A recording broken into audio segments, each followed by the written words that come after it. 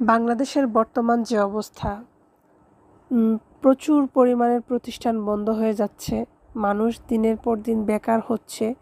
লক্ষ লক্ষ মানুষ কাজের যোগান হারাচ্ছে।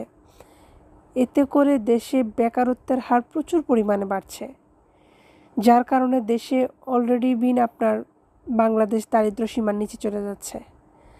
একটা দেশে যদি আপনার কর্মসংস্থান না থাকে, উপার্জন না থাকে, তাহলে সে দেশের ওই মানুষগুলো কর্মহীনতা থাকার কারণে কিন্তু দারিদ্রতা দেখা দেয়। বর্তমানে দেশের অর্থনৈতিক অবস্থা ভঙ্গুর। দেশের অর্থনৈতিক অবস্থা খুবই নাজেহাল। এন্ড অফ দ্য ডে আর 2-4 মাস পরে দেশের এমন একটি অবস্থা হবে যে দেশের এক শ্রেণীর পরিমাণের মানুষ একেবারে দরিদ্র সীমার নিচে থাকবে, যাদের খাবারের জোগান করতেও কষ্ট হয়ে যাবে। একটা শ্রেণীর মানুষ না খেয়ে থাকবে, কিন্তু উচ্চবিদ্যাদের কোনো সমস্যা হবে না।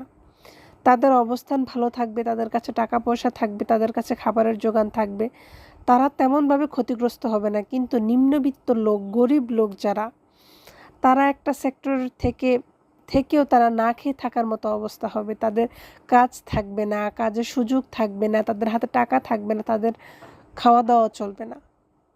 তো এই দেশের যে সামনে কি অবস্থা হবে বা কি অবস্থা হতে যাচ্ছে, আল্লাহ ছাড়া মনে হয় না কেউ জানে। সবাই আমাদের দেশের জন্য দোয়া করবেন। আমাদের দেশে আমরা সবাই যাতে দুমুঠো খেয়ে সচ্ছলভাবে বেঁচে থাকতে পারি, কাউকে যেন খাবারের জন্য হাত পাততে না হয়।